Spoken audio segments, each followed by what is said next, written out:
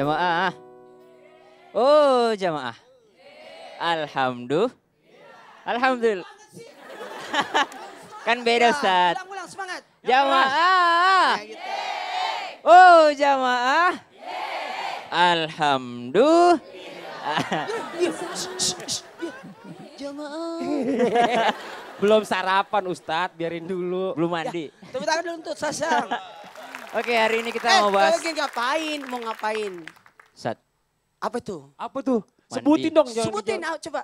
mandi junub. Waduh.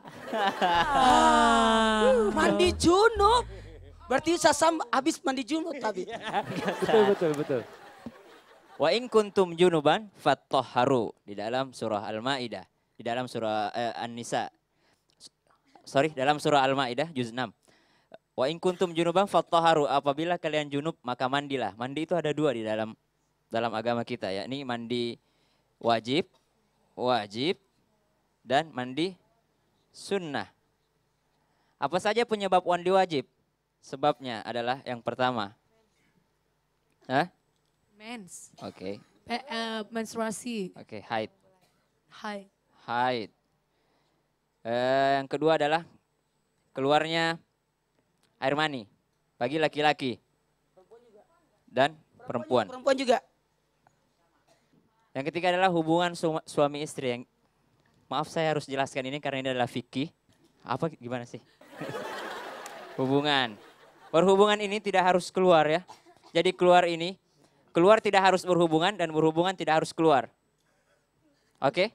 Gimana tuh? Ketika orang berhubungan, ketika sudah saling sentuh, itu sudah harus wajib untuk mandi junub. Yang keluarnya air mani tidak harus berhubungan. Laki-laki, anak muda biasanya mimpi basah itu. Keluar itu harus mandi junub. Yang ketiga adalah nifas.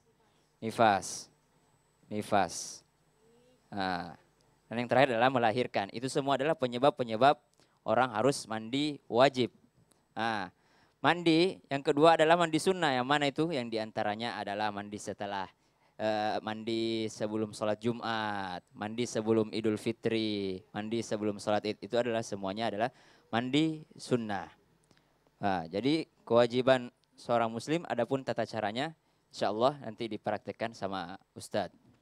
Sebentar, ini kok nggak ada ini ya Pak Ustadz ya sebentar.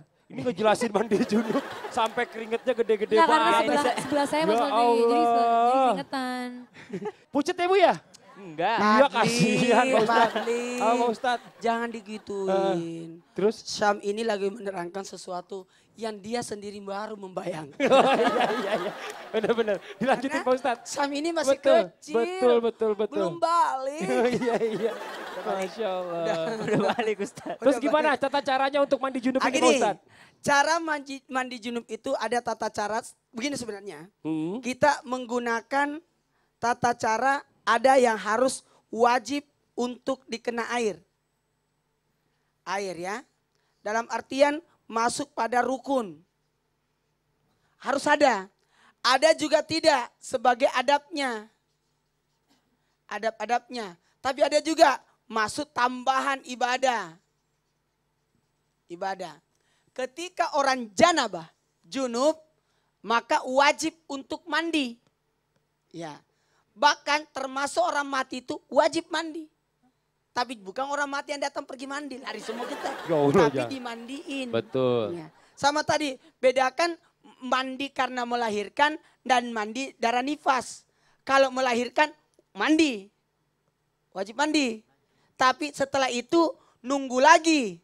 Wajib mandinya pada saat berhenti darah nifas. Darah nifas itu keluar ketika orang habis lahiran. Tapi normalnya 40 hari.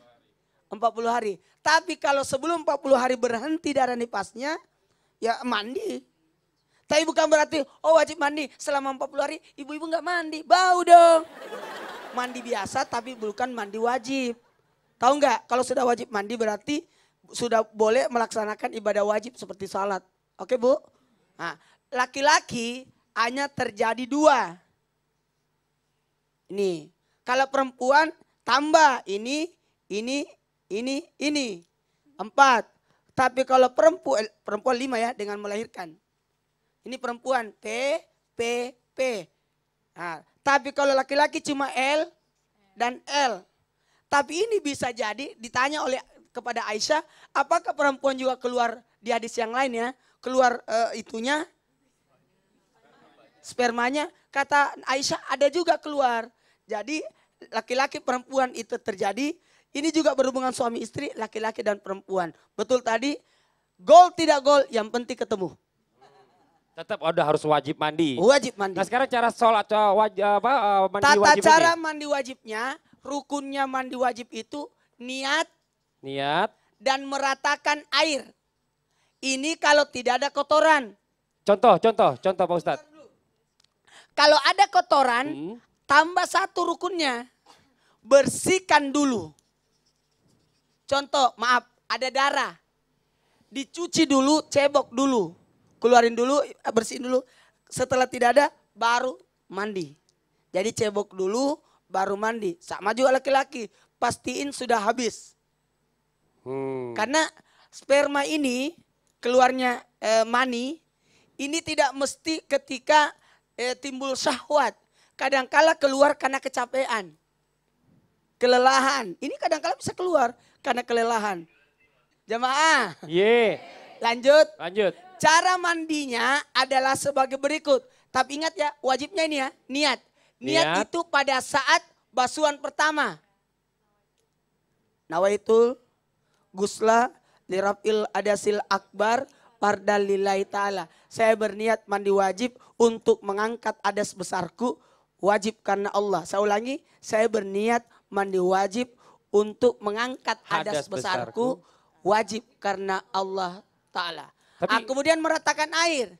Perataan air itu dari atas, ini tadi udah ya, bersihkan dulu. Itu. Meratakan air itu sebaiknya dari yang tinggi. Dari yang paling tinggi. Apa yang paling tinggi? Kepala, Kepala. 1, 2, 3. Terus kanan. 1, 2, 3. Kiri. 1, 2, 3. Depan. 1, 2, 3. Belakang. 1, 2, 3. Simpan, terus ambil sabun. Kalau sabun, saya anjurkan dari bawah dulu. Terus? Dari bawah, lalu ke atas. Kalau ke atas, sabunnya kena, matilah. Oh nggak boleh Airnya langsung keramas habis. ya? Pas lagi sampai di atas, airnya habis belum sampai bawah. Aduh. Kejadian waktu di Rosefa. Iya. Nggak boleh langsung keramas ya Pak Ustadz? Nggak boleh langsung Dengerin keramas. dulu, keramas. Yang punya rambut panjang itu digosok-gosok. Yang punya jenggot di sela-sela. Hati-hati nih. Nih, yang punya harus di sela-sela karena dikhawatirkan ada yang tidak kena air. Betul. Makanya nih, yang pakai jam tangan, cincin kalau perlu buka. Nih, yang pakai kutek itu dibuka karena mau mandi wajib. Yang menghalangi, semua yang menghalangi sampainya air, makanya hati-hati yang punya tato. Nah, itu kenapa Pak Yang Ustadz? punya tato itu menghalangi sampainya air ke kulit. Oh. Makanya tato haram.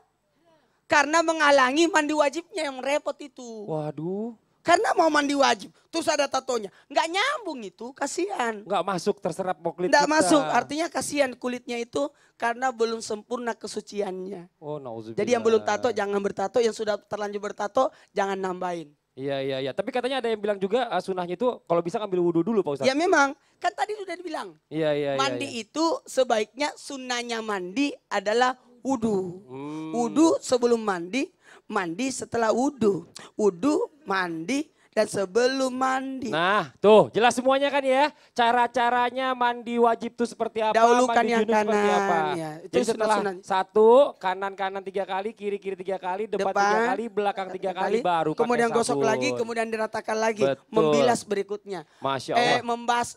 Meratakan air. Meratakan air, Dan Masya ada Allah. pertanyaan sedikit tentang syarat airnya itu. Ada yang mengatakan 2 kullah. 2 kula apa Ini tuh? kejadian ini. Adik saya ini dia mikirnya 2 kula tapi dia mandinya pakai selang. Nah, Jadi persyaratan 2 kula itu kalau 2 kula kita pakai berudu atau mandi bisa kita langsung tangan kita ke situ. Oh. Jadi maksudnya bisa di apa sih namanya? Bisa diobok-obok. Tapi kalau misalnya 2 pakai kula. shower gimana Ustadz? Makanya itu ada yang salah paham dia nungguin sampai 2 kulah.